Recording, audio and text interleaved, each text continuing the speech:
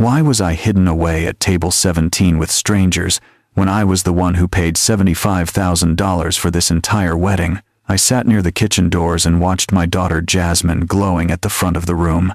She wore her late mother's pearls and smiled at everyone except me. I had spent a fortune to make her happy, but I was beginning to realize that to my own child I was nothing more than a bank account. Before I tell you exactly what I did next, please like and subscribe if you believe parents deserve respect. The wedding planner's voice cut through the conditioned air of the hotel ballroom like a cold knife. Mr. Vance, I am sorry, but your name is not on the seating chart for the head table. You will be at table 17 inches the back corner near the service entrance. I stood there in my navy blue suit, the one I had bought specially for this day from the finest haberdashery on Peachtree Street, and I felt the wind get knocked out of me. It was not a physical blow, but it hurt worse than any punch I had ever taken in my life. Table 17, my daughter Keisha's wedding, the day I had prayed for since she was born, and they had put me with distant cousins from Alabama I had not seen in 20 years. I looked past the planner, a young woman whose apologetic smile did not quite reach her eyes, and gazed across the cavernous venue. The room was a sea of silk and expensive cologne. Crystal chandeliers the size of small cars sparkled overhead, casting a golden glow on the hundreds of guests. The florist must have emptied a greenhouse to fill this room with white roses and orchids. I knew the bill for this wedding because I had seen the estimates early on. $80,000. Keisha had insisted on the platinum package at the Grand Hyatt, the best caterer in Atlanta, the live jazz band. I had agreed because it was her day, because she was my baby girl, because her mother was not here to see it. My wife Bernice had been gone 4 years now. Ovarian cancer took her from us at 64, just months after we had paid off the mortgage on our home in College Park. 4 years since I held her hand in that sterile hospital room and promised I would look after our children. I promised I would make sure they were okay. I wondered what Bernice would say if she could see this moment, if she could see me standing by the entrance while the groom's parents, people who had only met Keisha 6 months ago, were being ushered to the gold chairs at the front of the room, right next to the bride and groom. There must be some mistake, I said quietly, though deep in my gut I already knew there was no mistake. The planner checked her clipboard again, running a manicured finger down the list. No, sir, I am afraid not. These arrangements were finalized by the bride and her brother Darius this morning. If you would like to speak with them, I can try to flag them down. No, I said, raising my hand to stop her. Do not bother them. It is fine. I adjusted my tie, feeling the silk against my throat suddenly grow tight, and made my long walk to table 17. It felt like a walk of shame, and past the ice sculpture of 2 swans. I passed tables filled with my former co-workers from the post office, men and women I had known for 30 years. They waved at me, smiling, expecting me to head to the front. I just nodded and kept walking until the carpet changed from plush wool to high-traffic industrial tile near the kitchen doors. Table 17 was exactly where she said it would be. It was tucked behind a large pillar that blocked half the view of the dance floor. The waiters were buzzing in and out of the swinging double doors, carrying trays of filet mignon and sea bass. The smell of dish soap and sanitizer wafted out every time the doors swung open, mixing unpleasantly with the scent of the expensive roses. I pulled out my chair and sat down. My hands were trembling slightly as I placed them on the white tablecloth. From my vantage point, I could just barely see the head table. My son Darius was sitting there, laughing with the groom's father. Darius was wearing a tuxedo that fit him like a second skin, looking every inch the successful tech entrepreneur he claimed to be. He raised a glass of champagne, toasting something I could not hear over the din of the room, and had not even looked for me. He was too busy playing the role of the patriarch, the head of the family, a role he had decided to assume the moment Bernice died. One of my cousins, a woman named Louise who I remembered changing diapers for when she was a baby, leaned over and patted my hand. Isaiah, it is good to see you. We were surprised to see you back here with us.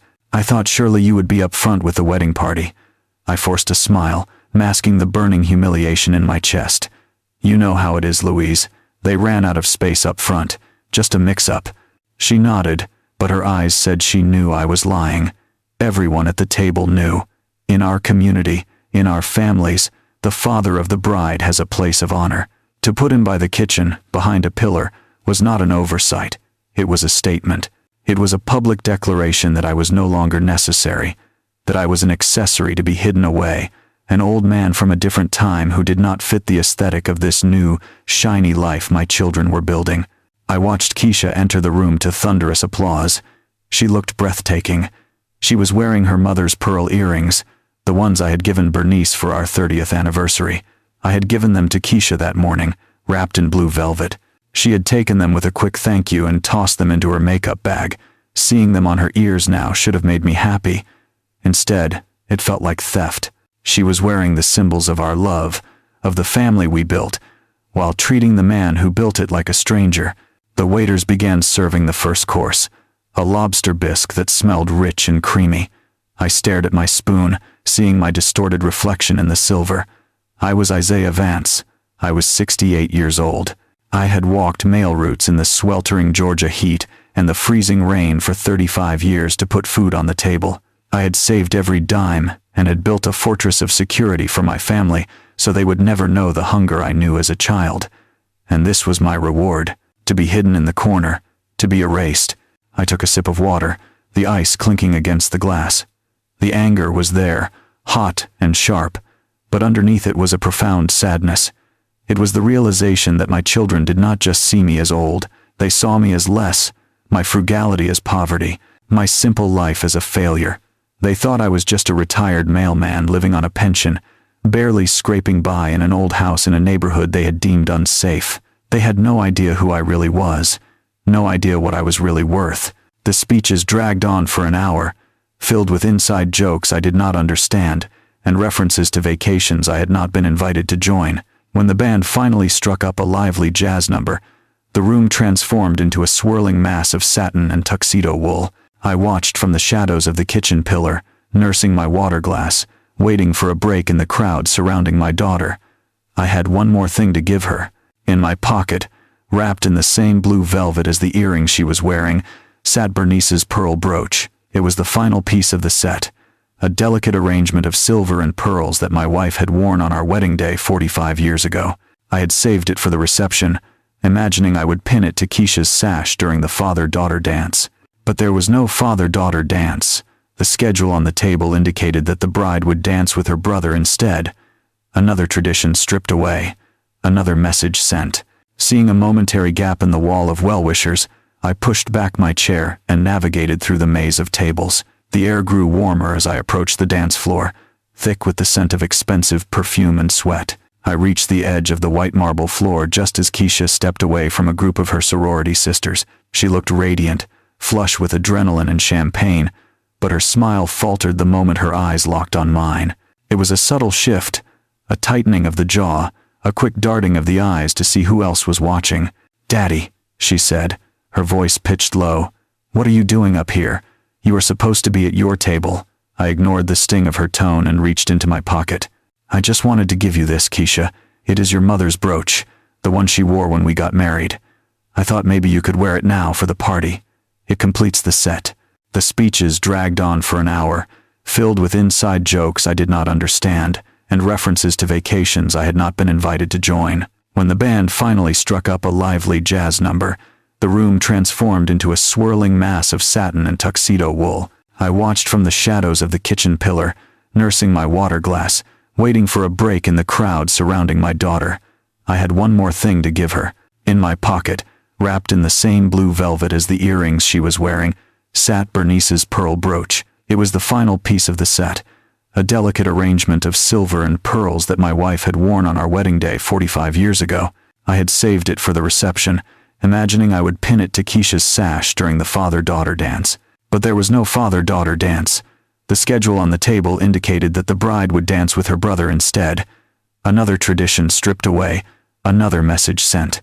Seeing a momentary gap in the wall of well-wishers, I pushed back my chair and navigated through the maze of tables. The air grew warmer as I approached the dance floor, thick with the scent of expensive perfume and sweat. I reached the edge of the white marble floor just as Keisha stepped away from a group of her sorority sisters. She looked radiant, flush with adrenaline and champagne, but her smile faltered the moment her eyes locked on mine.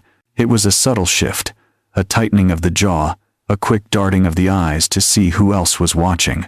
"Daddy," she said, her voice pitched low. "What are you doing up here? You are supposed to be at your table." I ignored the sting of her tone and reached into my pocket. I just wanted to give you this, Keisha. It is your mother's brooch. The one she wore when we got married. I thought maybe you could wear it now, for the party. It completes the set. I held out the small velvet bundle, my hand steady despite the racing of my heart. Keisha glanced at it, then back at her friends who were watching us with polite curiosity. She did not reach for it. Instead, she let out a short, exasperated sigh. Daddy, look at my dress. It is a Vera Wang custom. I cannot just pin some old heavy piece of jewelry to it. It will ruin the line. Besides, it is too vintage. It does not match the aesthetic we are going for. Just keep it, or give it to one of the cousins. The rejection was so casual, so absolute, that I stood frozen, the velvet pouch burning a hole in my palm.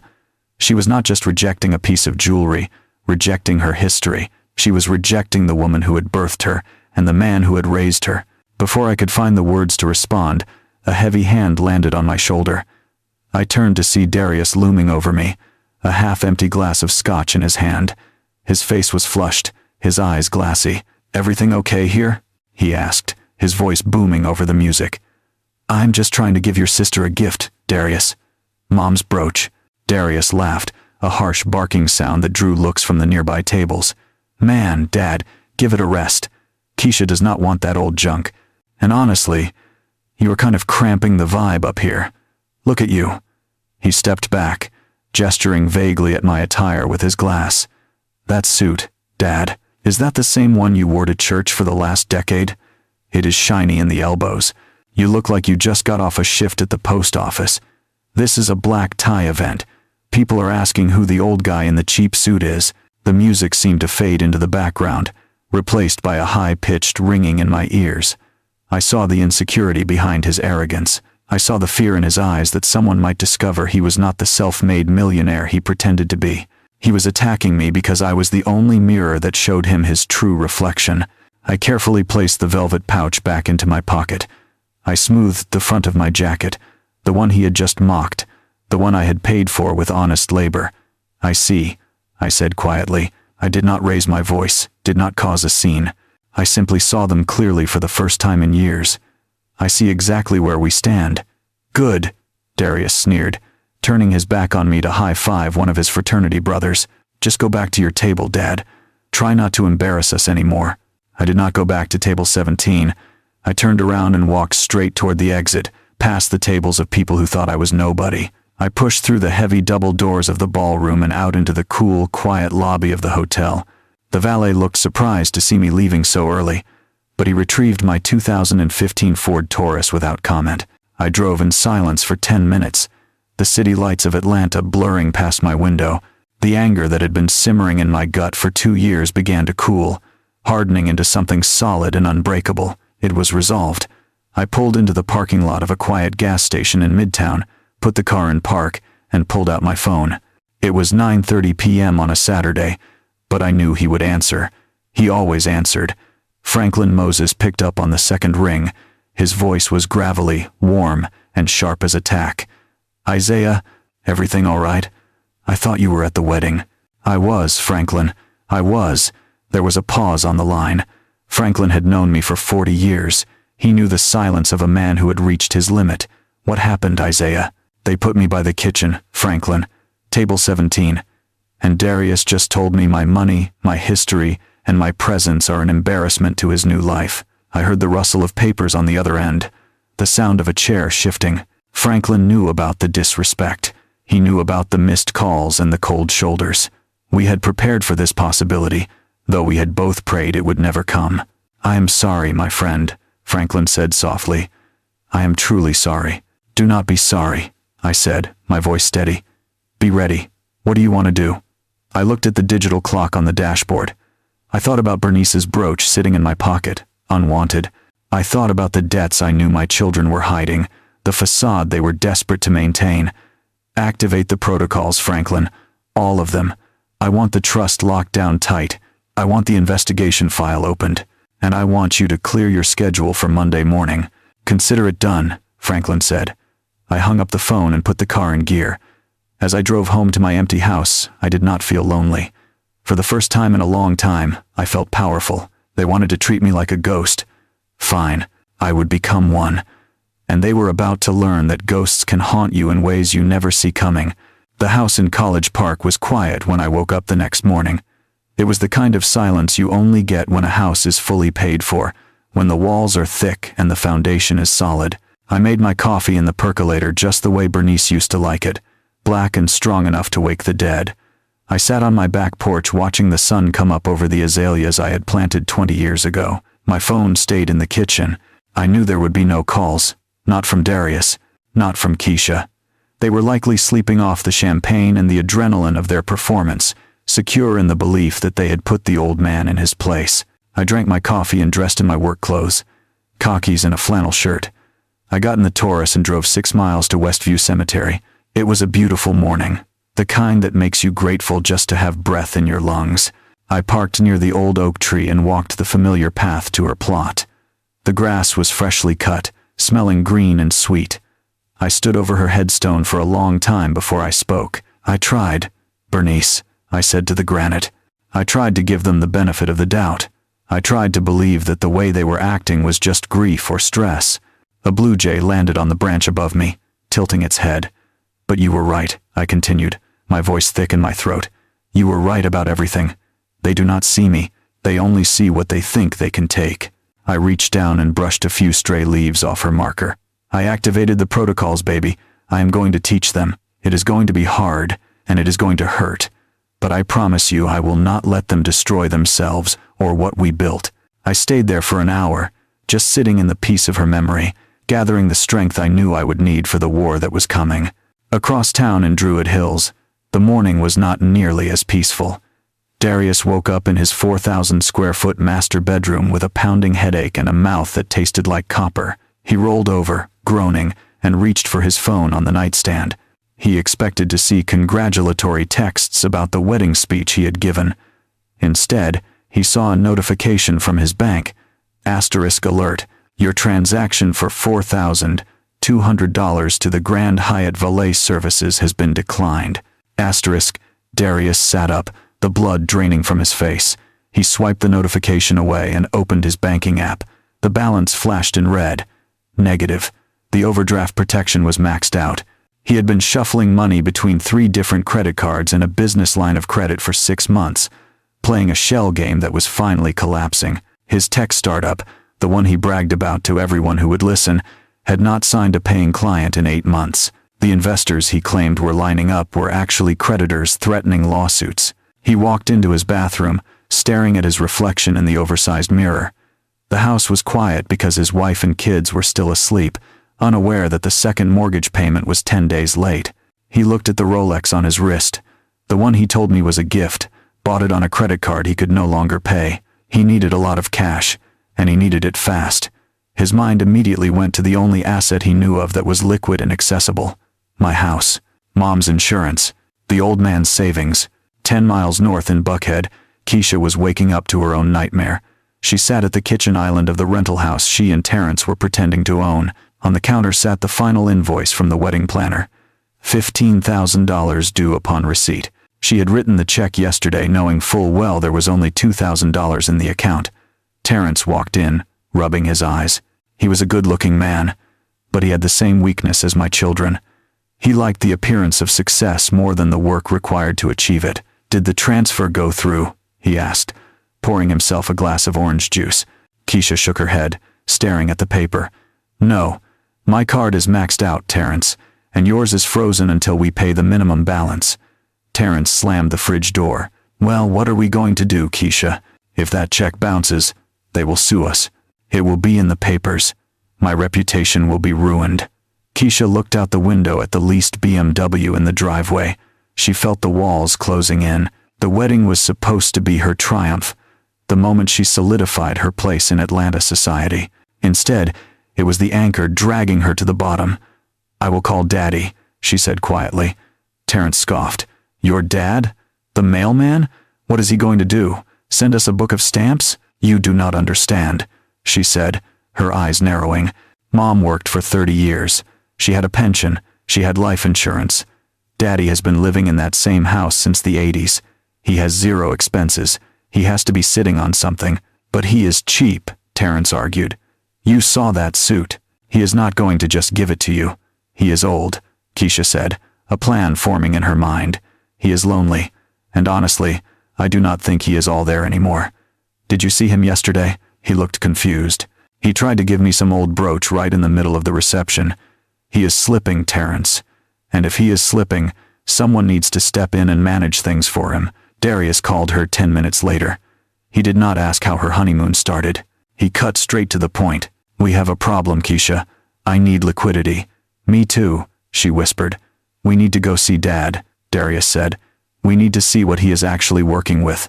I am going over there today. I am coming with you, she said. I was sitting in my living room, reading the Sunday paper, when I heard the tires crunch on the gravel driveway. I looked out the window and saw Darius's Land Rover. It was shiny and imposing, but now that I knew the truth, it just looked like a rolling debt. I folded my paper and set it on the coffee table, did not get up to unlock the door. I waited. I let them knock. When I finally opened the door, I made sure to keep the chain unlatched, but the screen door locked. Hey, Dad, Darius said, his smile too bright, his eyes too alert. We were just in the neighborhood. Thought we would stop by and check on you. I pushed the screen door open and stepped aside to let them in.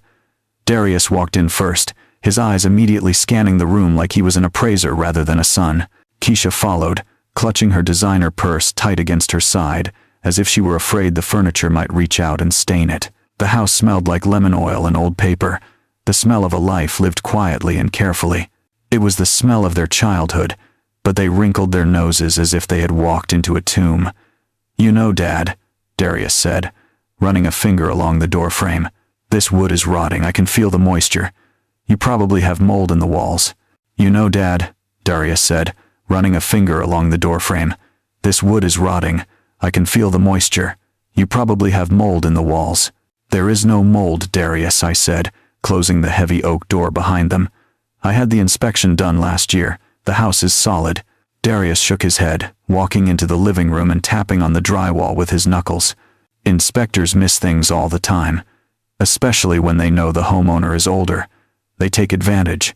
This place is a money pit waiting to happen. You have a 40-year-old roof. You have single-pane windows. You are practically throwing money out the window on heating bills. I watched him pace the room. He was restless, agitated. He was not looking for mold. He was looking for leverage. He was building a case, brick by brick, that this house was too much for me to handle. Keisha sat on the edge of the sofa, not leaning back. Daddy, we are just worried. This is a big space for one person, and with the neighborhood changing, we just want to make sure you are safe and financially secure. Repairs on a place like this can wipe out a savings account in a day. I stood by the mantel, my hands clasped behind my back. I'm doing just fine, Keisha. The house is paid for. My pension covers the bills. I have everything I need. Darius stopped pacing and looked at me. His eyes were hard, calculating. Are you sure about that, Dad? Because inflation is killing everyone right now. And with Mom gone, you do not have that second income. We just want to make sure you are not drowning in silence. We can help you, but we need to know what the picture looks like. He paused, then forced a smile that looked more like a grimace. Hey, why do you not make us some coffee? Like old times. Keisha and I just want to relax for a minute. I knew exactly what he was doing. He wanted me out of the room. He wanted 10 minutes alone with the desk in the corner where I kept my bills and correspondence. Sure, I said. I walked into the kitchen, my footsteps heavy on the linoleum, and filled the kettle and set it on the stove. I opened the cabinet and got down 3 mugs. I made all the noises of making coffee. I banged the spoon against the counter, opened and closed the fridge. Then I took off my shoes.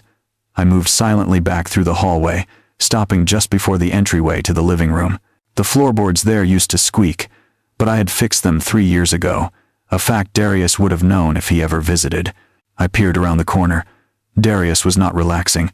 He was standing at my roll-top desk, rifling through the stack of mail I kept in the brass sorter. He was flipping through envelopes fast, checking return addresses, opened the top drawer, the wood groaning softly.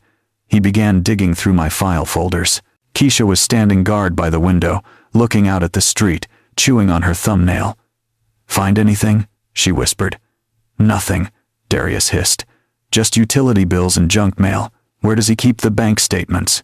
Where is the insurance policy? "Check the bottom drawer," she said. "Mom used to keep the bonds in the bottom drawer." I watched my son crouch down and yank the bottom drawer open. He began tossing aside old photo albums and warranty manuals, treating my memories like trash in his search for treasure. He was frantic, sweaty.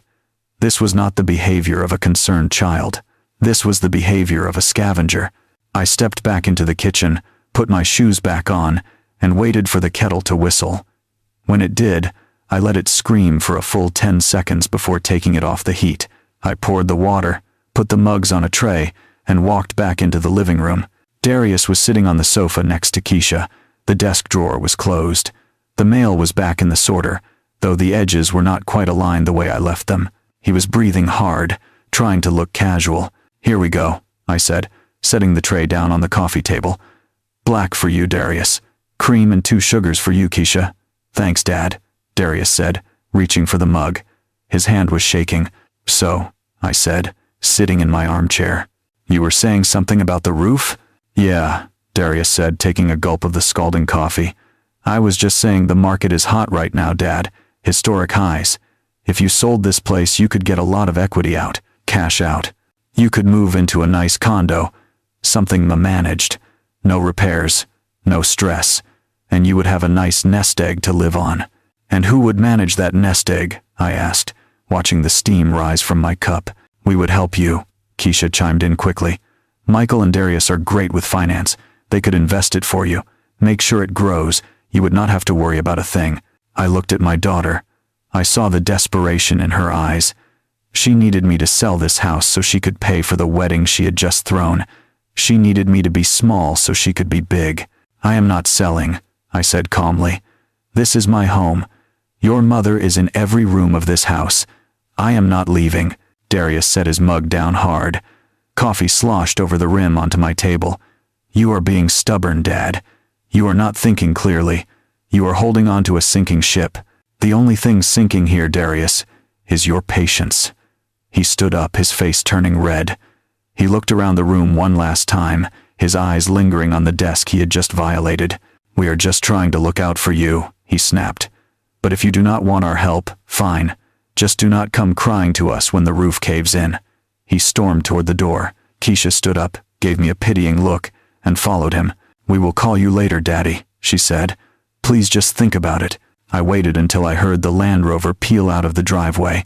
Then I walked over to the desk. I opened the bottom drawer and straightened the photo albums he had tossed aside. I smoothed the cover of the album from our trip to the Grand Canyon in 1995. They had found nothing because there was nothing to find. I had moved all the financial documents, the trust deeds, the bank statements, and the insurance policies to a safety deposit box at the bank 3 months ago. Bernice had told me to do it. "Keep the paper trail cold, Isaiah," she had said. I looked at the empty space where the documents used to be. They were not just looking for money. They were looking for authority. They wanted to prove I could not manage my own life so they could manage it for me. And since they could not find the evidence they needed, I knew what they would do next. They would manufacture it. 2 weeks of heavy silence followed the incident with the desk. It was the kind of silence that felt like the air before a tornado, thick and suffocating. I went about my routine in the house that suddenly felt too big and too quiet. I watered the hydrangeas Bernice loved. I sat on the porch and watched the cars pass. I waited. I knew my children well enough to know that they were not retreating. They were reloading. They had failed to find the easy money in my desk drawers, so now they would try to pry it from my hands by force. On a Tuesday afternoon, the waiting ended. I was in the kitchen polishing the silver, a chore that calmed my nerves, when I heard the sound of tires on the gravel. I looked out the window to see Darius's Land Rover pulling in, followed closely by a silver Lexus I did not recognize. My stomach tightened. This was not a family visit. This was a raid. I wiped my hands on a dish towel and walked to the front door, checking the lock. I did not open it. I watched through the sheer curtains as Darius and Keisha stepped out of the Rover. They looked tense, whispering to each other before turning to the Lexus. A woman stepped out of the silver car. She was tall and thin, wearing a beige pantsuit that looked expensive but clinical. She carried a thick leather binder against her chest like a shield. They marched up the walkway in a phalanx. Darius raised his hand to knock, but I opened the door before his knuckles could touch the wood. I left the screen door latched. Dad, Darius said, blinking in surprise. Good. You are home. We need to come in. I looked at the woman in the beige suit. Who is this, Darius? This is Lydia Sterling, Keisha said, stepping forward with a nervous smile. She is a friend, Daddy. She is a specialist. We just want to talk to you for a few minutes. Please, it is important. I looked at the three of them. The desperation I had seen 2 weeks ago had hardened into something sharper. Determination. They were not asking for permission. They were demanding compliance. I unlatched the screen door and stepped back. Come in, I said, but wipe your feet. They filed into the living room. Lydia Sterling looked around with a critical eye, taking in the old furniture, the family photos, the stack of newspapers by my chair. She did not see a home. She saw a liability. Mr. Vance, she said, extending a hand that felt cold and dry. It is a pleasure to meet you. Your children have told me so much about you. I did not shake her hand. I am sure they have, I said. Have a seat. Darius and Keisha sat on the sofa, sitting on the edge of the cushions like they were ready to run. Lydia took the armchair opposite me, opening her binder with a crisp snap. Mr. Vance, I am a senior lifestyle transition specialist with Silver Horizon Communities, she began, her voice practiced and smooth. Your children reached out to me because they are deeply concerned about your well-being. Aging in place can be a beautiful thing, but it also comes with significant risks. Isolation, home maintenance, safety hazards. I looked at Darius, a transition specialist. Is that what we are calling it now? Just listen to her, Dad, Darius said, his leg bouncing nervously. We are trying to help you. Silver Horizon offers a vibrant community for seniors, Lydia continued, pulling out glossy brochures and spreading them on my coffee table. We have 5-star dining. We have social activities. We have 24-hour medical staff. It is a resort lifestyle, Mr. Vance, and the best part is that we have a unit available immediately, a ground-floor suite with a garden view. She slid a brochure toward me. It showed happy silver-haired people clinking wine glasses. It looked like a hotel where you checked in and never checked out. And how much does this resort cost? I asked, not touching the paper. The monthly fees are significant, Lydia admitted with a tight smile. However, your children have explained that you have substantial equity in this home. If we list the property this week, the proceeds from the sale would cover your entrance fee and your care for several years. It is a seamless transition. You sell the asset that is burdening you, and you gain a life of leisure. I looked at Keisha. She was staring at her hands. So that is the plan, I said quietly. You sell my house, you stick me in a facility, and you manage the leftover money. It is for your safety, Daddy, Keisha said, her voice trembling. You are here all alone. What if you fall? What if you leave the stove on? Darius said you were confused at the wedding. He said you were wandering around looking for Mom. The lie hung in the air, ugly and bold. I looked at my son. I was looking for my seat, Darius, the seat you put by the kitchen door. Darius stood up, his face flushing red. See, this is the denial I was talking about, Lydia. He does not remember. He is agitated. Dad, look, we are not asking you. We are telling you. You cannot stay here.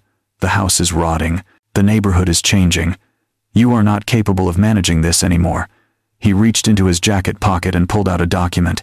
It was thick, stapled at the top. I saw the words in bold print. Power of attorney. We need you to sign this, Darius said, sliding it across the table next to the brochures. It gives me and Keisha the authority to handle the sale and the move. It takes the stress off your shoulders. Lydia can notarize it right now. I looked at the paper. Then I looked at the brochure. Then I looked at the strangers sitting in my living room. They were not my children in that moment. They were predators. They had brought a closer to seal the deal on my life. I stood up slowly. My knees popped, a sound that seemed loud in the tense room. Get out, I said. Mr. Vance, please consider. Lydia started. I said get out, I roared, my voice shaking the walls. Darius flinched. Keisha jumped to her feet. You cannot kick us out, Dad, Darius shouted back. We are doing this for you. If you do not sign this voluntarily, we are going to petition the court. We have witnesses. Lydia is prepared to testify that you are resistant to necessary care. We will get a conservatorship, and then we will put you in a state facility instead of Silver Horizon. Do not force us to do that. It was a threat, a naked, vicious threat. Sign over your life, or we will destroy it. I walked to the front door and threw it open. I will take my chances with the court, I said, my voice cold as ice, but I will not spend another minute listening to you plot my funeral while I am still standing here breathing. Take your brochures, take your notary, and get off my property before I call the police for trespassing. You are making a huge mistake, Darius spat, grabbing the papers from the table. You are going to die alone in this house, old man. Better to die alone than to live with vipers, I said. Lydia hurried out the door, clutching her binder, her professional mask slipping to reveal fear. Keisha followed, sobbing, but she did not look back. Darius stopped in the doorway, glaring at me with pure hatred. This isn't over, he said. It is for today, I said, and I slammed the door in his face. I locked the deadbolt. Then I slid the chain. I watched through the window as they got into their cars and sped away. My hands were shaking, not from fear, but from rage. They were going to take me to court. They were going to tell a judge I was incompetent. They were going to try to strip me of my rights to cover their own debts. I walked to the kitchen and picked up the phone. I dialed the number I had memorized. Franklin, I said when he answered. They brought a specialist. They threatened me with a conservatorship. They are coming for everything. I heard Franklin sigh on the other end, a sound of grim determination. Then we stop waiting, Isaiah. We start the war. Meet me at the office tomorrow morning, and bring the file. I hung up the phone. The silence returned to the house, but it did not feel empty anymore. It felt like a fortress, and I was ready to defend it. The call came on a Thursday afternoon, 3 days after the meeting in Franklin's office. It was Keisha. Her voice was soft, trembling with what sounded like genuine remorse. Daddy, she said, we are so sorry about the other day. We were just stressed. We want to make it right. Can we come over for dinner tomorrow? We will bring food. We just want to be a family again. I held the phone against my ear, listening to the desperate pitch of her voice. I knew it was a lie. I knew they were cornered animals looking for an opening. But I also knew that if I wanted to trap them, I had to let them in. I had to let them think the door was open. That sounds nice, baby girl, I said. Come on over. They arrived at 6 o'clock sharp. Darius carried bags of takeout from the expensive Italian place in Buckhead that I used to take them to for their birthdays. Keisha carried a bottle of wine and a tablet. They hugged me stiffly. Their bodies felt tense, like coiled springs.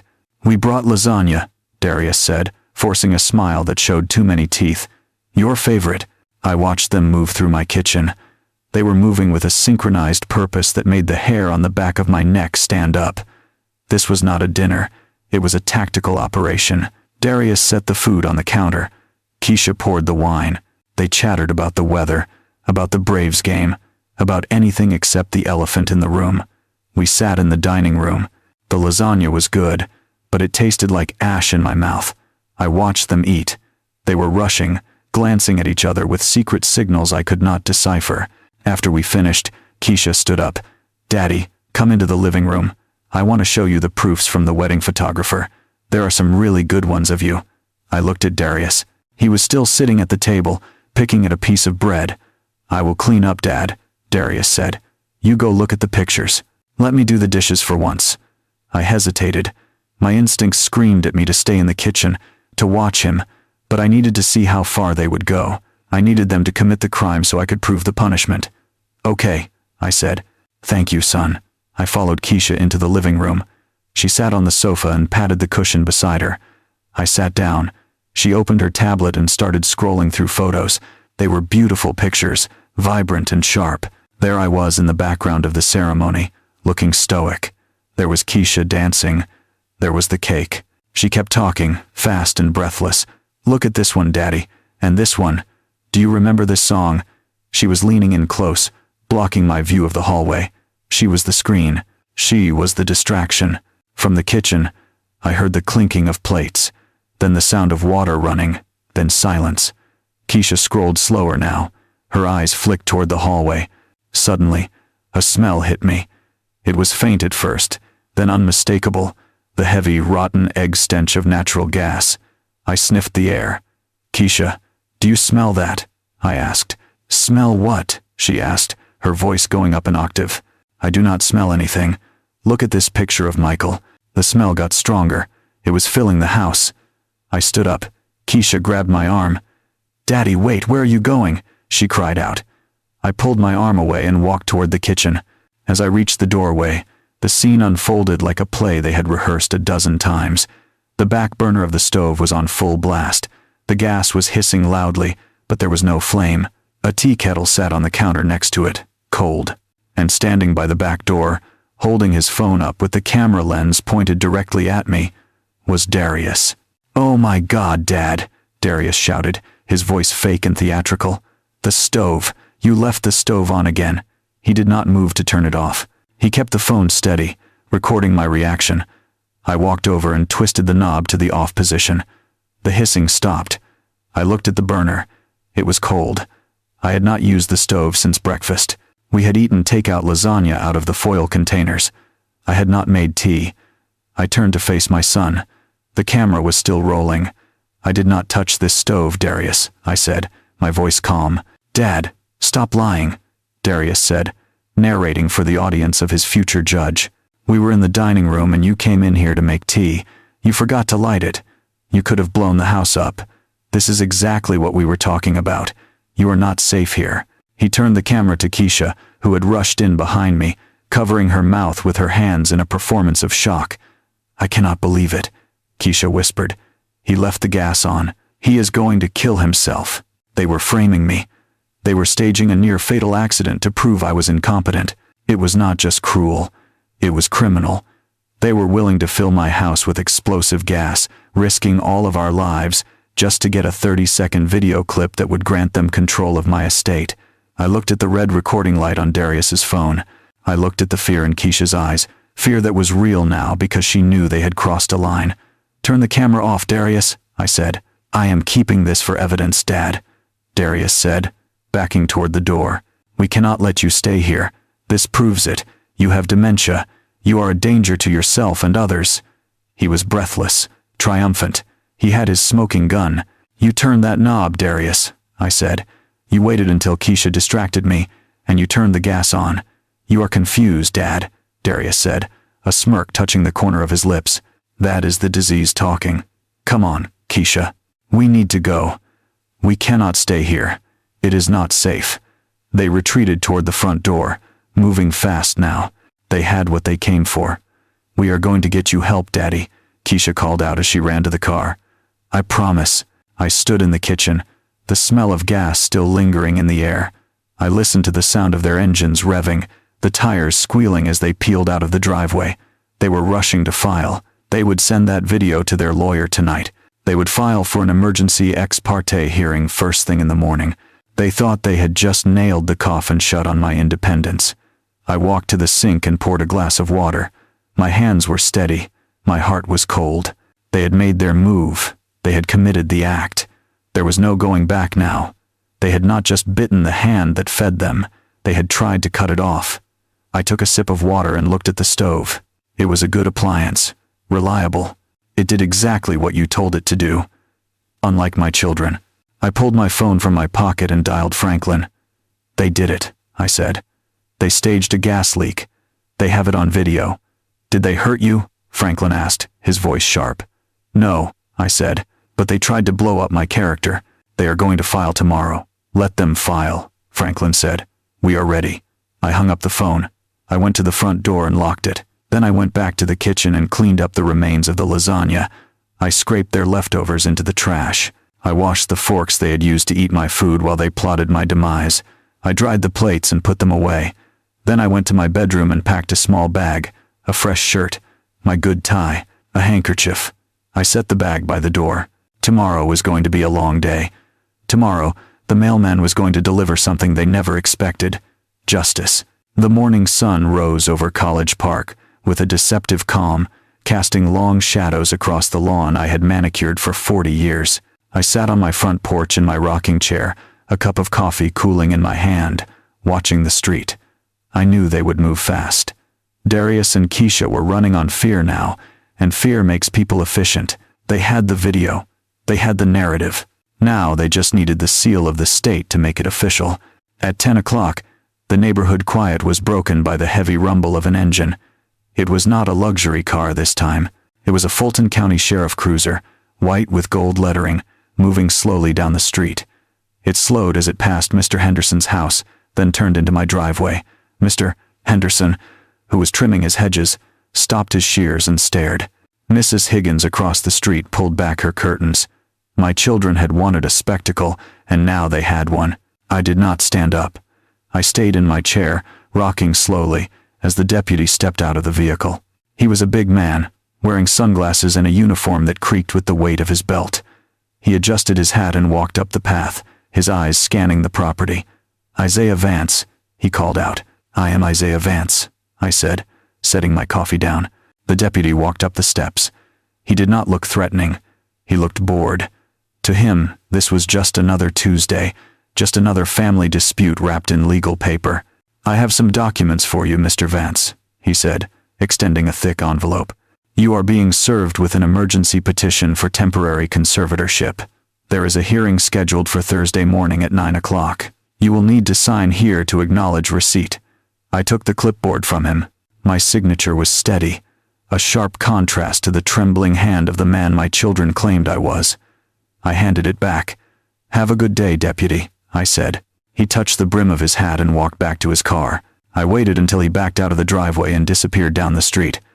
Mr. Henderson was still watching, his face twisted in concern. I gave him a small wave, a signal that everything was under control, before I picked up the envelope and walked inside. I sat at the kitchen table, the same table where my children had eaten my food the night before, and opened the packet. The language was brutal. It was clinical. It was a weapon made of words. In the matter of Isaiah Vance, petition for emergency guardianship and conservatorship. I read the allegations. They were a masterpiece of fiction woven with threads of truth. The respondent, Isaiah Vance, has demonstrated a rapid and alarming decline in cognitive function.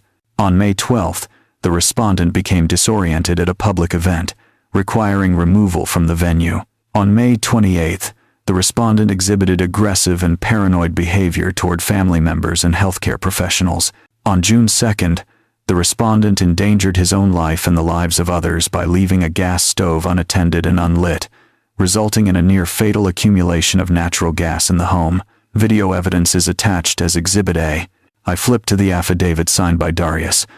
My father is no longer the man he was. He is confused, hostile, and unable to manage his own affairs. We are filing this petition to protect him from self-harm and financial exploitation. I flipped to the affidavit signed by Keisha. It breaks my heart to do this, but my father needs 24-hour care that he refuses to accept. We are asking the court to grant us control of his estate to ensure his safety. They had done it, put it in writing. They had sworn before God and the state of Georgia that I was incompetent. They had crossed the Rubicon. There was no going back from this. They were not just bad children anymore, were adversaries. I stood up and walked to the master bedroom. I pushed aside the heavy oak dresser, revealing the wall safe I had installed 20 years ago. I spun the dial, left to 19, right to 85, left to 42. The tumblers clicked, a sound of heavy, mechanical finality. I pulled the heavy steel door open. Inside, sitting on top of a stack of savings bonds and my marriage license, was a red file folder. Bernice had bought that folder. She had labeled it in her neat, cursive handwriting, the break glass file. "Use this only if you have to, Isaiah," she had told me. "Only if they leave you no choice." I took the file out. It felt heavy in my hand, heavier than the sheriff's packet. This file contained the nuclear codes. It contained the trust documents that outlined the strict disinheritance clauses. It contained the original deed to the land Bernice's grandmother had left her. It contained the terrifying truth of just how much they were throwing away. I carried the red file to the kitchen and placed it next to the court papers. The lie and the truth, sitting side by side. I pulled out my phone and dialed Frankel. "They served me," I said. "What is the date?" Franklin asked. "Thursday morning, 9 a.m. "Good," Franklin said. "That gives us 48 hours. I have the response ready. I have the detective's report. I have the doctor's affidavit. Do you want to settle this quietly, Isaiah? We could call their lawyer, show them the evidence, make them drop it." I looked at the red file. I thought about the look on Darius's face when he filmed me. I thought about Keisha's fake tears. "No," I said. "If we settle quietly, they will just wait for me to die. They will hover like vultures. waiting for their payout. I need to break the cycle, Franklin. I need to break it so hard it can never be put back together the wrong way. We go to court, Franklin confirmed. We go to court, I said. And Franklin? Yes, Isaiah. Make sure the detective is there. I want him to testify. I hung up the phone. I did not feel angry anymore. The anger had burned itself out, leaving only a cold, hard clarity. I was a father, and a father's job is to teach his children how to live in the world. Sometimes you teach them with a gentle hand. Sometimes you teach them with a hug. And sometimes, when they have lost their way so completely that they try to destroy you, you teach them with the truth. I spent the rest of the day cleaning the house. I scrubbed the floors. I dusted the blinds. I mowed the lawn. I wanted everything perfect. I wanted my life to look exactly like what it was, orderly, dignified, and mine. That night I slept soundly. I did not dream of my children.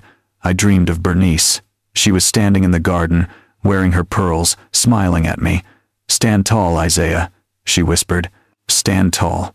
Thursday morning arrived with a slate-gray sky that hung low over the city, threatening rain that never quite fell. I woke up at 5 o'clock, long before the alarm could ring.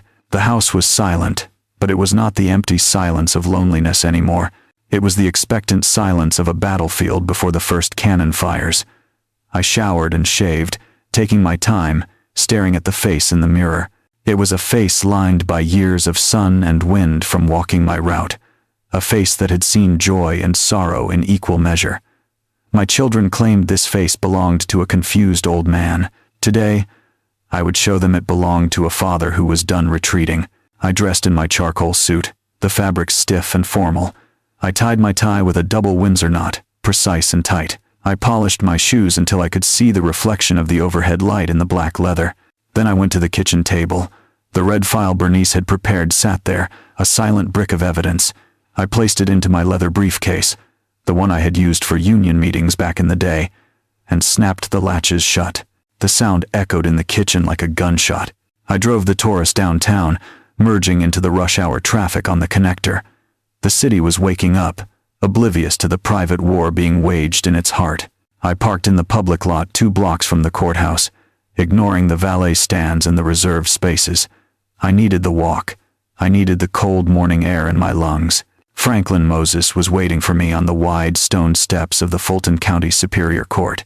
He looked like a statue carved from granite, wrapped in a wool coat, holding a briefcase that looked much more expensive than mine but likely held the same amount of paper.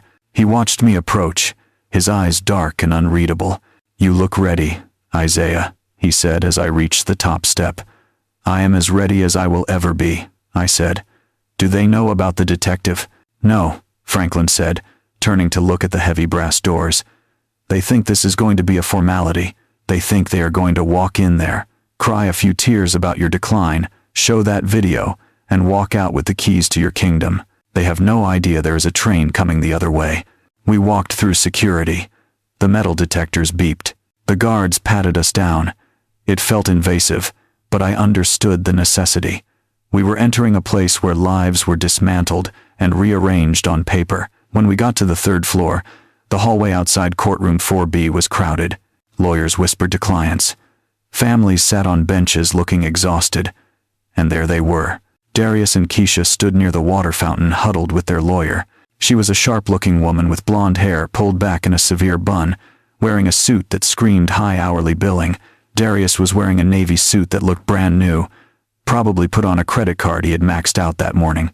Keisha was wearing a modest black dress, looking for all the world like the grieving daughter of a man who was not even dead yet. They saw me coming. Darius straightened up, adjusting his cuffs. Keisha looked down at her shoes. They did not wave. They did not come over to ask how I was. They stood their ground, the defendants in a moral trial they did not even know they were losing.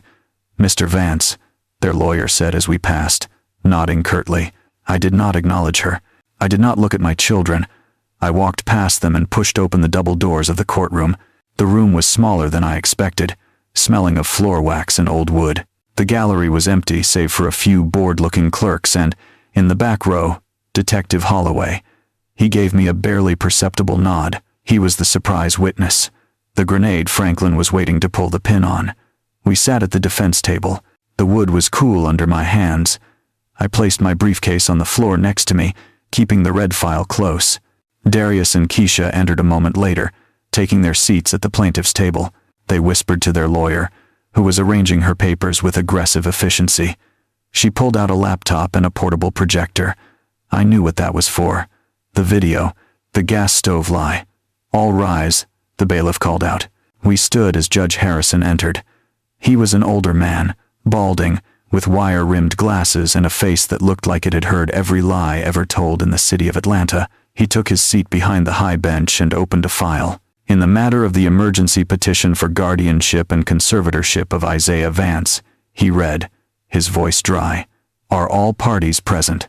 "Yes, Your Honor," the blonde lawyer said, standing up. "Sarah Jenkins for the petitioners, Darius Vance and Keisha Vance Moore." Franklin stood up slowly. "Franklin Moses for the respondent, Isaiah Vance." The judge looked over his glasses at me, then at my children. "Very well, Miss Jenkins, this is your petition. You may proceed." Sarah Jenkins walked to the center of the room. She did not use a podium. She walked with the confidence of someone who had won this case 100 times before. She looked at the judge, then she looked back at me with a gaze full of practiced pity. "Your Honor," she began, her voice soft and concerned. "This is a tragedy. It is the tragedy of a family watching the patriarch they love slowly slip away. My clients are here today not out of greed, not out of malice, but out of a desperate need to protect their father from himself." I sat stone still. I listened as she painted a picture of a man I did not recognize. She talked about memory lapses. She talked about paranoia. She talked about a refusal to accept the reality of aging. "Mr. Vance lives alone in a large, decaying property," she said, gesturing toward me. "He refuses professional assistance. He has become hostile to his children's attempts to ensure his safety, and as we will show, his cognitive decline has reached a point where he is in immediate danger to his own life." She paused for effect, letting the silence hang in the room. "We have testimony from a senior care specialist who was verbally assaulted by Mr. Vance. We have affidavits regarding his confusion at public events. And most disturbingly, Your Honor, we have video evidence of an incident that occurred just 2 days ago, an incident that could have leveled an entire city block." She turned to look at Darius and Keisha. They were holding hands, heads bowed, playing their parts to perfection. "We are asking the court to grant temporary conservatorship to Darius Vance and Keisha Vance Moore," she concluded, "to give them the legal authority to secure their father's assets, provide for his medical care, and ensure that he spends his remaining years in safety and dignity, rather than in squalor and danger." "Thank you, Miss Jenkins," the judge said. "Call your first witness." "I call Darius Vance to the stand," she said. Darius stood up. He walked to the witness box, raised his right hand, and swore to tell the truth, the whole truth, and nothing but the truth. I watched him take his seat. I watched him look at the judge with wide, earnest eyes, and I realized with a sinking heart that he was going to do it. He was going to look that judge in the eye and lie about his own father. "State your name for the record," Sarah Jenkins said, standing near the jury box with her hands clasped behind her back. "Darius Vance," my son said, his voice steady and clear. "And what is your relationship to the respondent, Isaiah Vance?" "He is my father," Darius said. He paused, letting a shadow of grief pass over his face. "He is my dad." Miss Jenkins nodded sympathetically. "Mr. Vance, can you describe for the court your father's behavior over the last 6 months? Have you noticed any changes?" Darius took a deep breath. He looked at the judge, then at his hands, playing the part of the reluctant witness perfectly. "It has been hard to watch, Your Honor," he said. "Dad has always been a strong man, sharp, but in the last year, and especially the last 6 months, he has just started to fade. He forgets things, important things. He forgets to pay bills. He forgets where he is. At my sister's wedding 2 weeks ago, he was wandering near the service entrance, confused. He thought he was at a post office event from 20 years ago. He did not recognize some of his own family members. I sat there and listened to the lies pouring out of my son's mouth. They were smooth lies, polished and practiced. He was not just twisting the truth. He was inventing a new reality. He was taking the moment I was humiliated by his seating chart and turning it into a medical symptom. "And how has this affected his living situation?" Miss Jenkins asked. He lives alone in a big house in College Park, Darius said. It is too much for him. The house is falling apart. There is rot in the door frames. The roof is leaking. We have tried to get him to hire help or to move somewhere safer, but he gets aggressive. He thinks people are stealing from him. He gets paranoid. Paranoid, Miss Jenkins repeated, emphasizing the word. Can you give the court an example of this paranoia? Darius finally looked at me. His eyes were cold, dead things. He accuses us of only wanting his money, Darius said. He thinks we are trying to rob him. He refuses to let us help him with his finances even though we know he is struggling to keep the lights on. He has become hostile. He threw a transition specialist out of his house last week. He screamed at her. It was terrifying. The judge made a note on his pad. I saw him shake his head slightly. The narrative was working. Darius was painting a portrait of a stubborn, senile man who was a danger to himself. And I was sitting right there, the silent subject of his masterpiece. Your Honor, Miss Jenkins said, turning to the bench. Testimony is one thing, but we believe the court needs to see the severity of the situation. I would like to enter Petitioner's Exhibit A into evidence. She pointed the remote at the projector screen. The room dimmed slightly. The video began to play. It was the footage from my kitchen. The image was shaky, vertical, shot from a cell phone. The sound of the hissing gas filled the courtroom, loud and menacing. Oh my God, Dad, the voice of Darius on the video screamed. The stove. You left the stove on again. The camera panned to me standing by the sink, looking startled.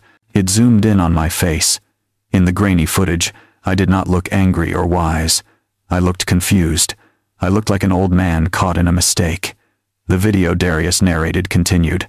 Look at this. The gas is on full blast. You could have blown the house up. This is exactly what we were talking about. The video ended with the screen going black. The silence that followed was heavy. The judge looked from the screen to me, his expression severe. Mr. Vance, Miss Jenkins said to Darius, tell the court what happened that night. We went over for dinner, Darius said, his voice breaking just enough to sound convincing. We just wanted to have a nice meal. Dad went into the kitchen to make tea. A few minutes later, we smelled gas. I ran in there and found him just standing by the sink. The burner was wide open. He did not even realize it. If we had not been there, Your Honor, he would be dead. The whole house would be gone. He wiped a non-existent tear from his eye. Keisha, sitting at the plaintiff's table, let out a soft sob that echoed in the quiet room. It breaks my heart to say this, Darius continued, but my father cannot live alone anymore. He is not safe. We are just trying to save his life. Thank you, Mr. Vance, Miss Jenkins said softly. No further questions. The judge looked at Darius. You may step down, Mr. Vance. Darius stood up and walked back to his table.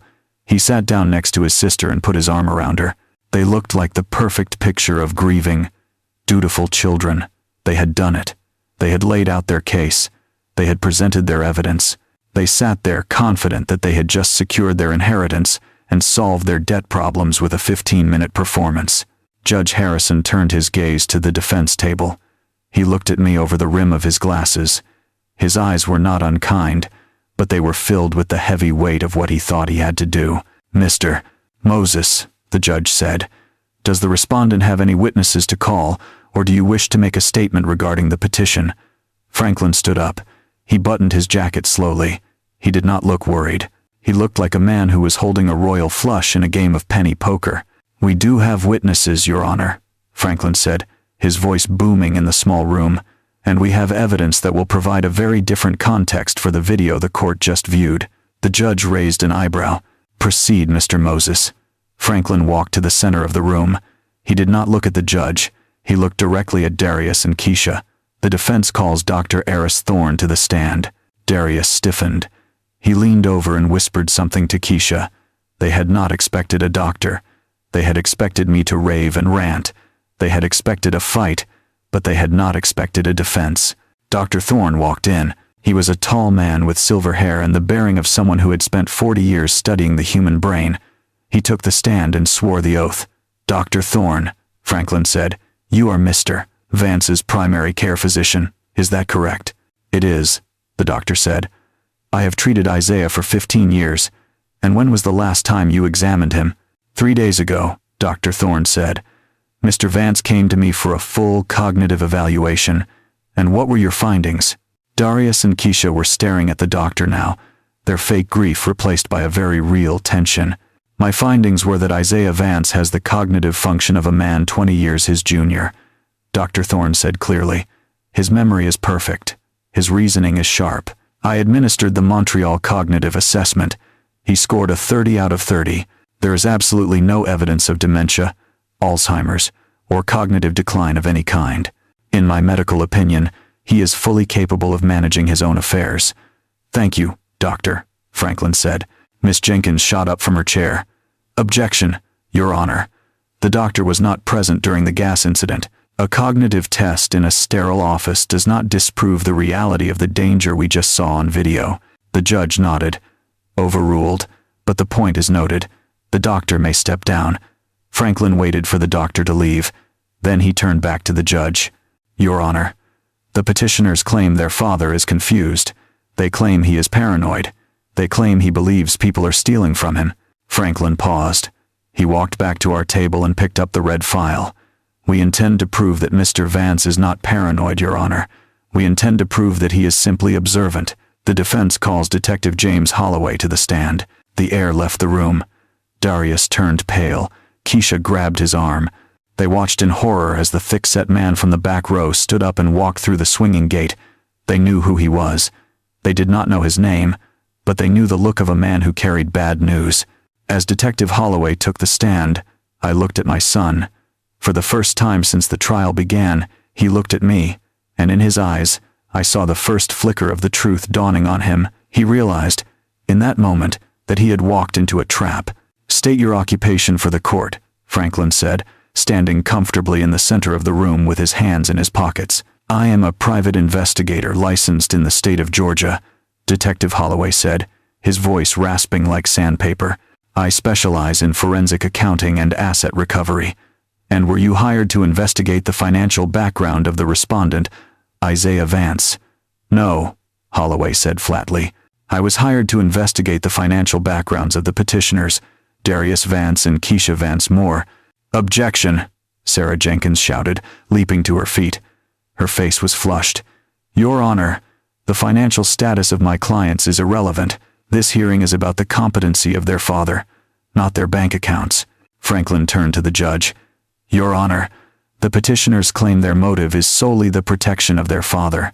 If we can prove that they are in desperate financial straits and that gaining control of Mr. Vance's estate is the only solution to their impending ruin, then their financial status is not only relevant, it is the entire case. Judge Harrison looked at Darius, who was now sweating visibly under the fluorescent lights. He looked at Keisha, who was gripping the edge of the table until her knuckles were white. Overruled, the judge said, his voice hard. The witness will answer. Franklin nodded to Holloway. Please tell the court what you found, Detective. Holloway opened a folder he had brought with him. He put on a pair of reading glasses and looked down at the documents. I found that Mr. Darius Vance is currently insolvent, Holloway read.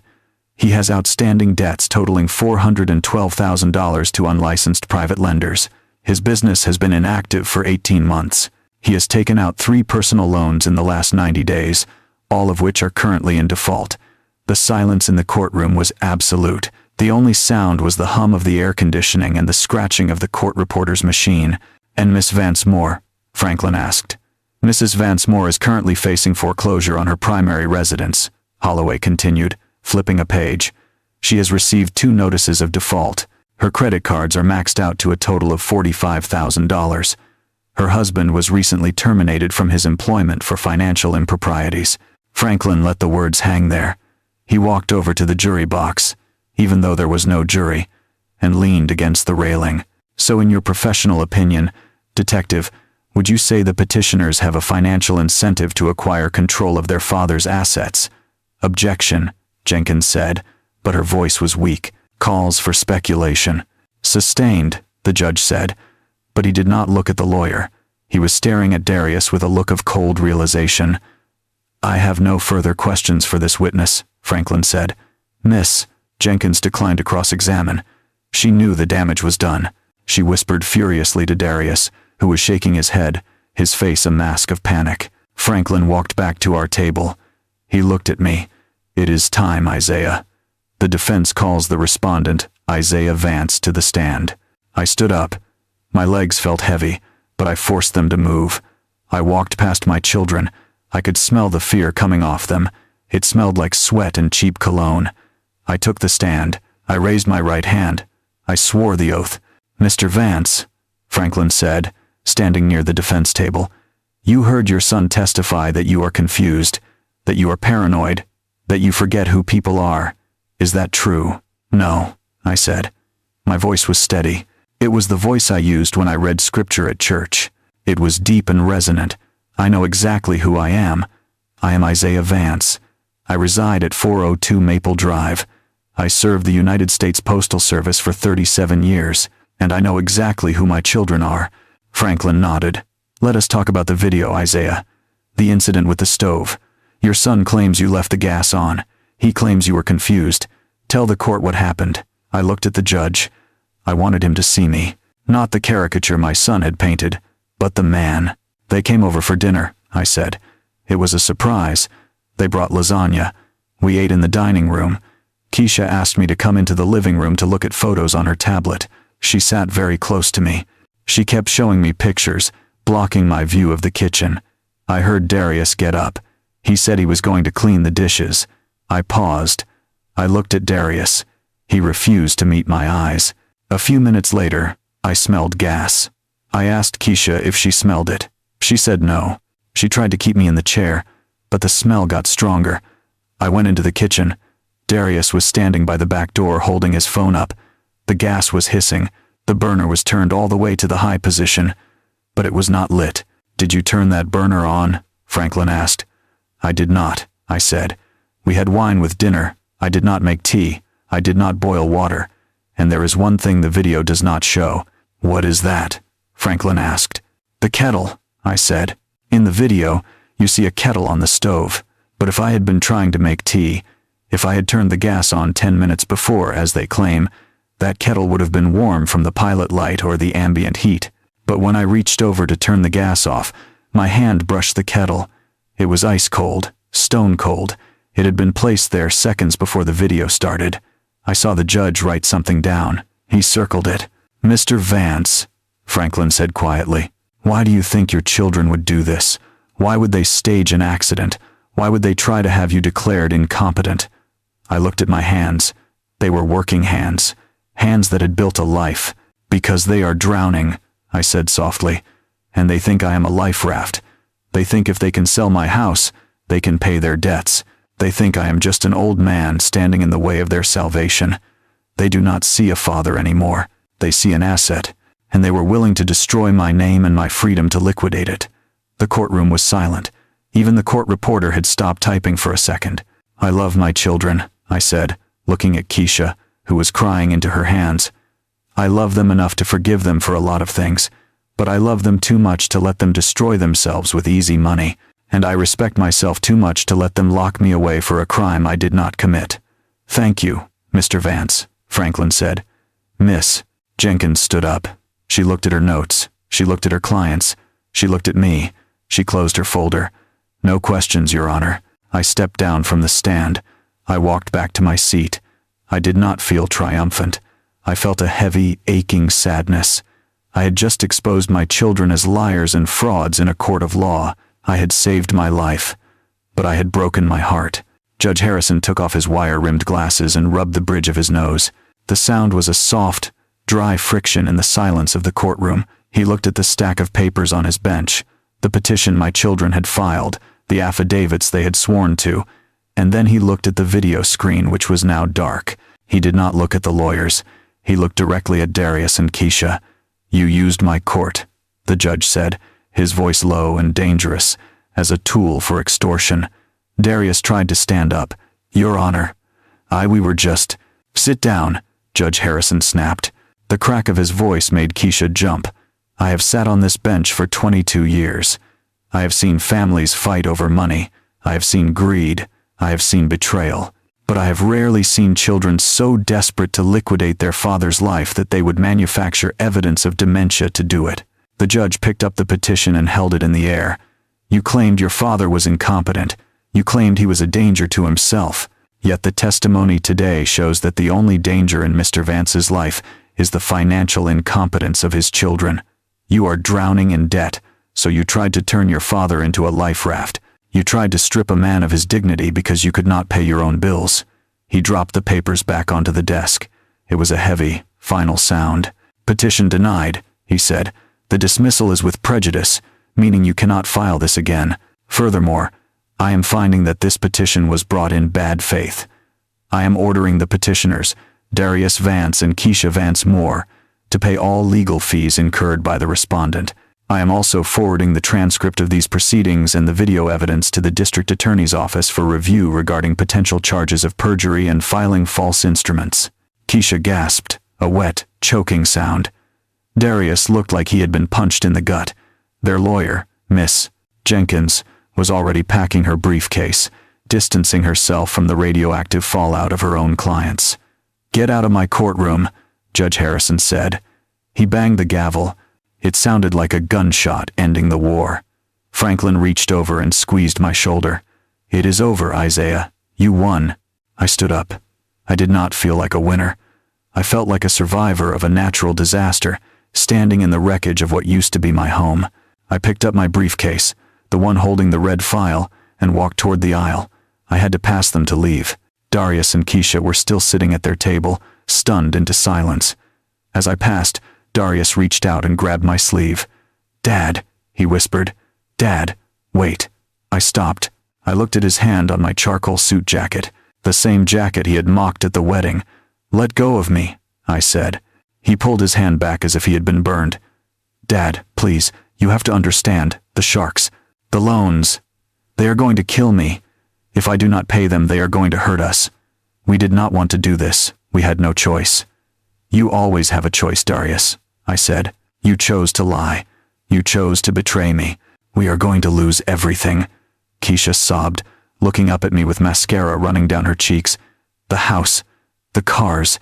We are going to be on the street. Daddy, please, if you have any money, anything at all, help us. We learned our lesson, we promise." I looked at them, my flesh and blood. They were begging for scraps, terrified of the ruin they had brought upon themselves. They thought the tragedy was that they were losing their houses. They did not realize the tragedy was that they had lost their father. I motioned for them to follow me into the lobby. I could not say what needed to be said inside the courtroom. We walked out into the marble hallway. It was empty now, the morning rush of hearings over.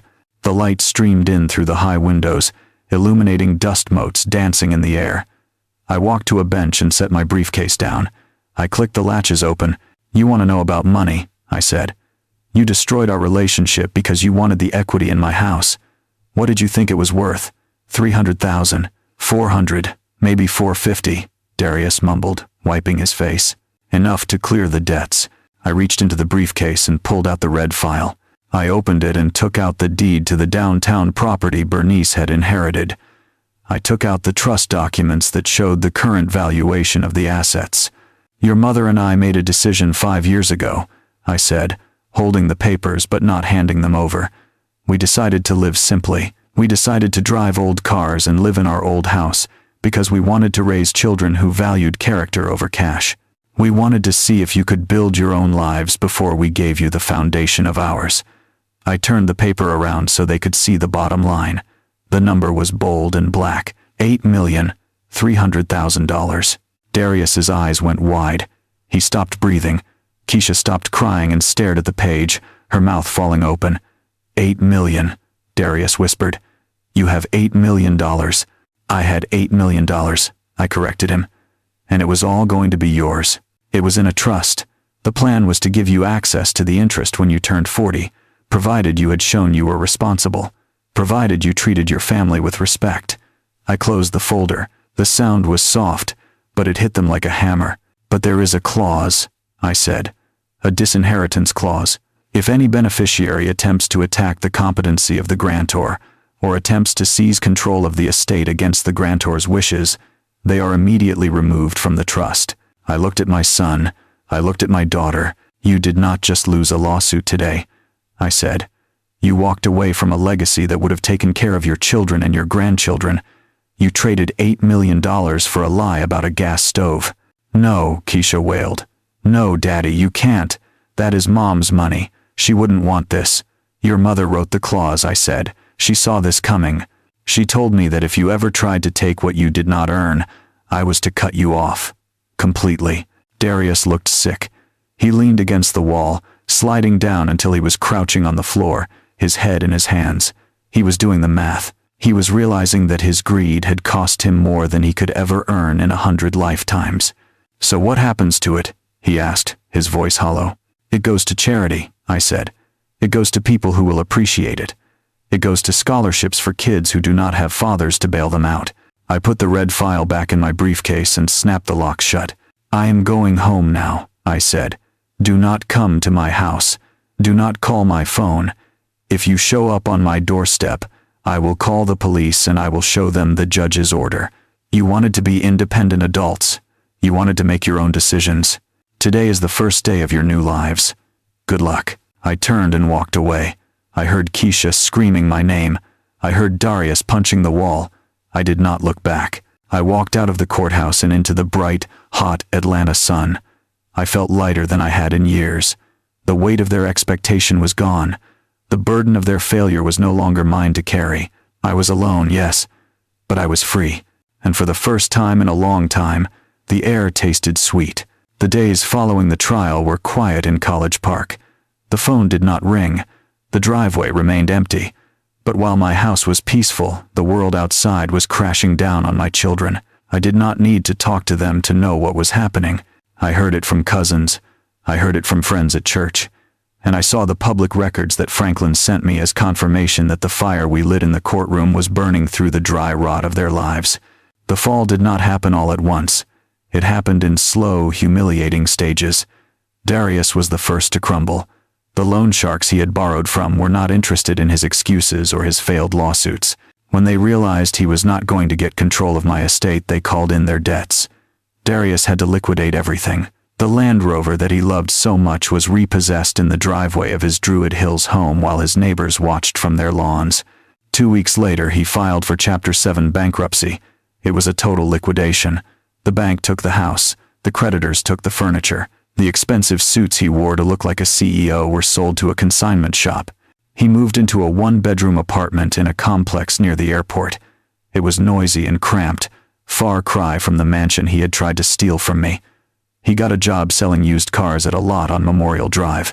I drove past it once just to see. I saw my son standing on the asphalt in the summer heat, wearing a polo shirt and looking tired. He was working. For the first time in years, he was actually working. Keisha fared no better. The foreclosure on her Buckhead house moved swiftly. She and Terrence tried to fight it, but without the infusion of cash they expected from my estate, they were defenseless. The sheriff came to evict them on a Tuesday morning. They had to pack their designer clothes and their wedding gifts into a U-Haul truck. They moved into a rental townhouse in Stone Mountain. It was a nice enough place, clean and safe. But to Keisha it must have felt like a prison. I heard that Terrence had to take a job as a shift manager at a warehouse. Keisha kept her marketing job, but she was working double shifts to pay off the credit card debt that was strangling them. They were struggling. They were tired. They were angry. But they were alive. And they were learning the lesson that Bernice and I had tried to teach them for decades. You cannot spend what you do not have. While they were tearing their lives down to the studs, I was building something new. I went back to Franklin's office a month after the trial. We sat at the same mahogany table where we had planned the defense. This time there were no detectives and no photos of debt. There were just trust documents. I want to move $4 million, I told Franklin. He looked up from his notepad. $4 million. That is nearly half the trust, Isaiah. Are you sure? I am sure, I said. I want to establish the Bernice Vance Educator Grant. I want it to pay full tuition for black students in Georgia who pledged to teach in public schools for 5 years after graduation. I want it to start now. This semester. We drew up the papers that afternoon. I watched as Franklin authorized the transfer. $4 million moved from the silent accumulation of the trust into active service. It was money that Darius could have used to buy another Rover. It was money Keisha could have used to throw another party. Instead, it was going to pay for books and tuition and room and board for kids who actually understood the value of $1. I signed the documents with a steady hand. I felt Bernice in the room with me. I felt her approval. This was what she had saved for. Not to bail out entitled adults, but to lift up the next generation. The first round of grants was announced 3 months later. The local paper ran a story about it. There was a picture of me standing with 3 young students, 2 women and 1 man, all of them looking bright and hungry for the future. They were crying. Their parents were crying. They told me that without this money they would have had to drop out or take on loans that would cripple them for decades. I cut that article out of the paper. I taped it to my refrigerator right next to the picture of Bernice. I wondered if Darius and Keisha saw the article. I wondered if they read the number. $4 million. I wondered if they did the math and realized that the inheritance they had felt so entitled to was doing good in the world instead of rotting in their bank accounts. I did not call them. I did not visit. I stayed in my lane. I let the silence stretch out. It was not a punishment anymore. It was a space for growth. If I stepped in now and saved them from the consequences of their actions, I would be robbing them of the only chance they had to become decent people. They had to sit in the mess they made. They had to feel the fear of not knowing how they would pay the light bill. They had to learn that dignity is not found in a luxury car or a zip code. It is found in the ability to look yourself in the mirror and know that you paid your own way. So I watered my lawn. I played chess with Mr. Henderson. I went to church. And I waited. I waited to see if the seeds of character that Bernice and I had planted so long ago were dead or just dormant. I waited to see if my children would rise from the ashes of their greed, or if they would stay buried in their bitterness. Winter came and went. The azaleas bloomed again. A year passed, and still I waited. The seasons turned 4 times and then 4 times again. 2 years went by like a slow river, smooth and steady. The grant program grew under my watch. I met more students. I shook more hands. I felt useful again, useful in a way that went beyond just paying bills. I felt like the man Bernice had married, a man who was building something that would outlast him. But at night, when the house was quiet and the television was off, I still looked at the phone. I still checked the mailbox with a hope I tried to bury deep in the backyard of my mind. A father never stops being a father, even when his children have broken his heart into pieces small enough to sweep away. Then, on a Tuesday in November, it happened. The mailman, a young guy named Marcus who had taken over my old route and walked with the same hitch in his step that I used to have, handed me a stack of envelopes. Most of them were bills or flyers for gutter cleaning, but at the bottom of the stack were 2 envelopes that stood out. One was blue, one was white. I knew the handwriting on both of them, as well as I knew my own signature. I sat down on the porch steps. My knees popped and my hands were shaking just a little. I opened Darius's letter first. It was written on lined notebook paper, the kind you buy at the drugstore for $1 a pack. It was not typed. It was not dictated to a lawyer. It was handwritten in blue ink that was slightly smudged in places, like he had rested his hand there too long, thinking about what to say next. "Dear Dad," it began. "I do not know if you will read this. I do not blame you if you burn it without opening it. I have written this letter 1,000 times in my head, but I never had the guts to send it. I am not writing to ask for anything. I do not want money. I do not want the house. I just want you to know that you were right." I paused. I looked at the street where the leaves were turning brown and falling. I took a breath and kept reading. "You were right about everything, Dad. I was drowning and I tried to pull you under to save myself. I look back at the man I was in that courtroom and I hate him. I hate the suit I wore. I hate the lies I told. I hate the way I looked at you like you were a bank account instead of my father. Losing everything was the best thing that could have happened to me. It forced me to actually look at myself in the mirror. I am working as a sales manager now at the lot on Memorial. I make decent money. I pay my own rent. I drive a 10-year-old Honda and I pay for my own gas. It is a small life, Dad, but it is mine. I sleep better now in my apartment than I ever did in that big house in Druid Hills. I just wanted to say I am sorry. I miss you. I miss who we used to be. I hope you are okay. Love, Darius." I folded the letter carefully, lining up the creases. I put it back in the envelope. Then I opened Keisha's. Hers was on stationery, but it was simple paper. No gold leaf. No monograms. "Daddy," she wrote. "I saw the article about the scholarship fund. I saw the picture of you with those students. You looked so happy. You looked like you used to look when we were kids and you came home from work. I cried when I saw it. Not because of the money, but because I realized that those strangers were getting the best of you while I threw it away. Terrence and I are divorced now. The stress was too much. I am living in a condo in Decatur. I am working my way back up. I am paying off my debts slowly. Every time I write a check to the credit card company, I think of you. I think of how you tried to warn us. I am sorry for the gas stove, Daddy. That is the thing that haunts me the most. We endangered you. We betrayed you. I do not expect forgiveness. I just wanted you to know that I am finally growing up. I love you, Keisha. I sat there for a long time. The sun went down behind the trees. The streetlights flickered on, casting long yellow shadows across the lawn. These were not the letters of people plotting a scam. These were the letters of people who had hit the bottom and found solid ground. But I was not the same man who had been tricked into a dinner party 2 years ago. I was cautious.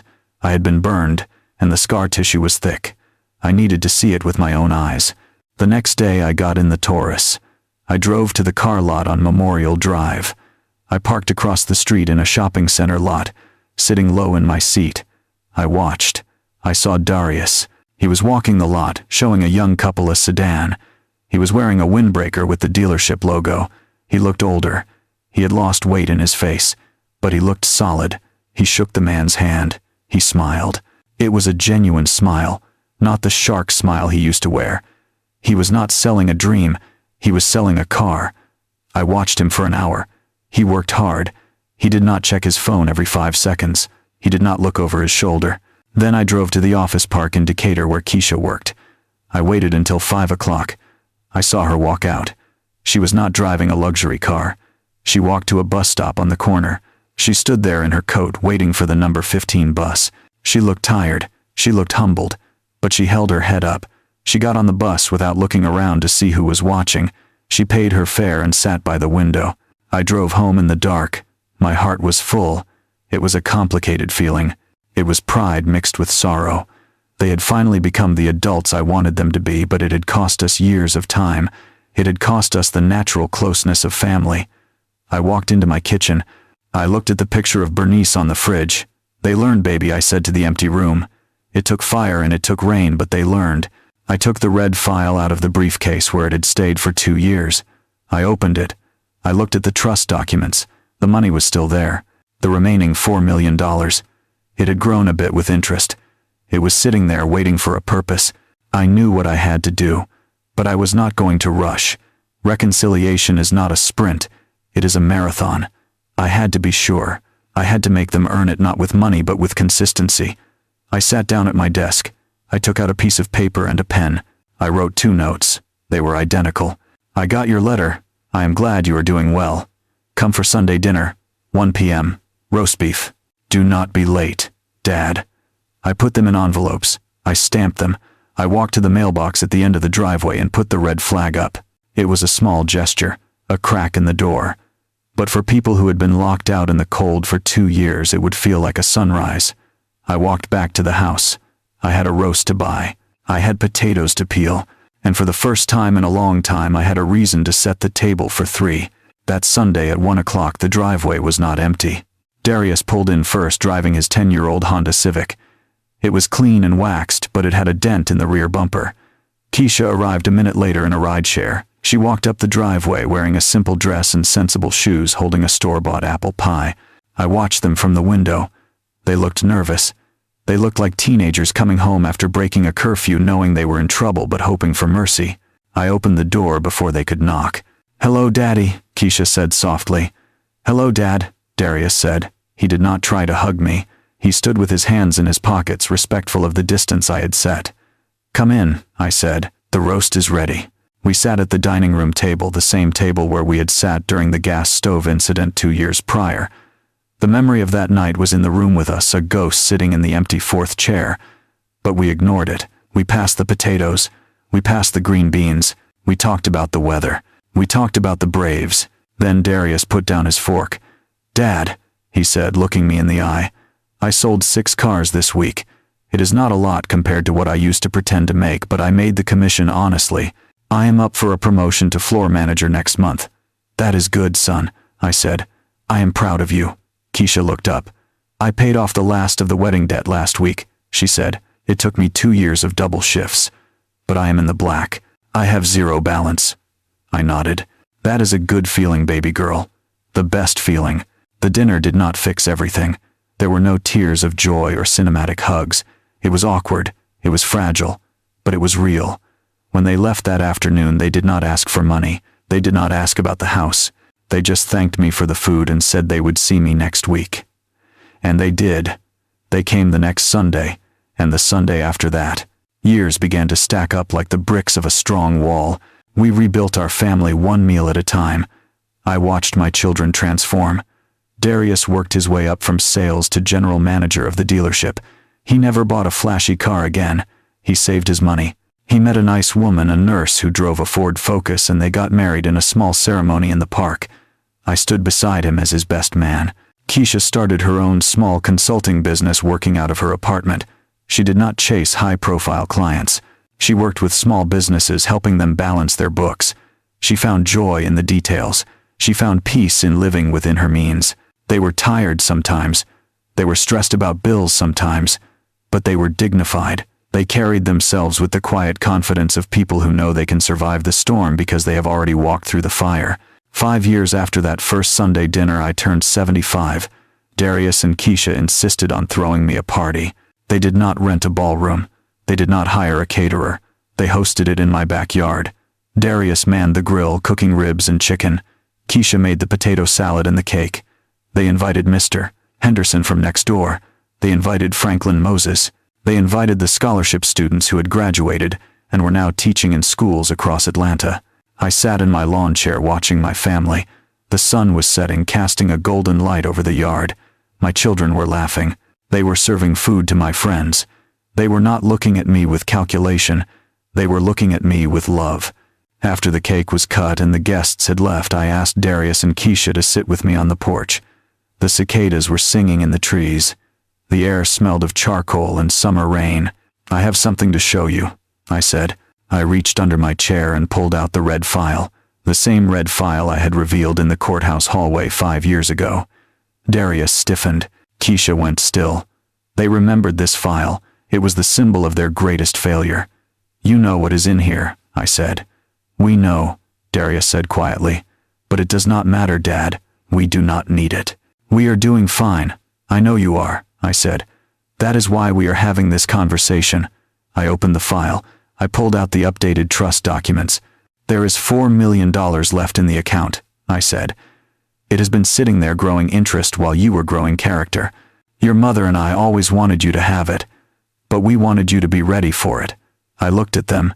They were not looking at the papers. They were looking at me. I have updated the terms, I continued. You do not get this money today. You do not get it next year. You get it when I die. It will be split evenly between you. But there is a condition. I waited. They leaned in. The condition is that you continue to live exactly as you are living now, I said. If you fall back into debt, if you try to leverage this future inheritance for loans, if you lose your way again, the trust dissolves and every penny goes to the scholarship fund.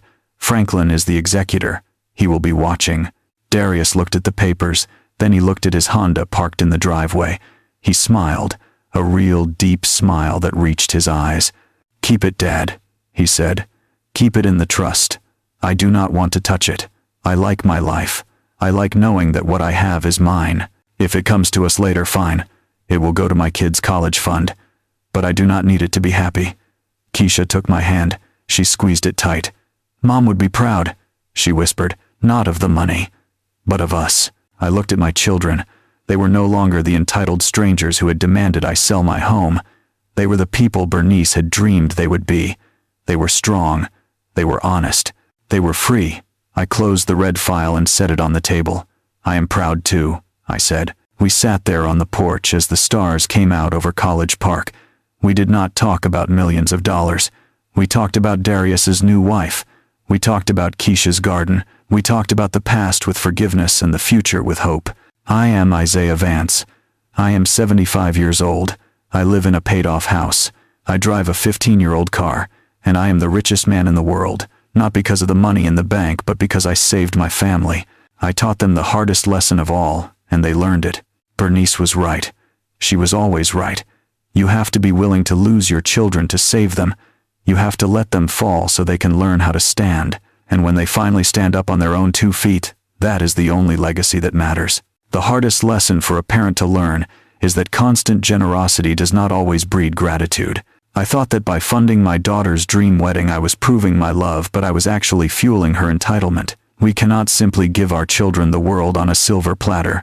We must teach them the strength it takes to carry it. Never let your role as a provider overshadow your value as a person, because if they only love you for what you give, they do not love you at all. If this story resonated with you, please share it with a friend and subscribe to the channel for more daily inspiration.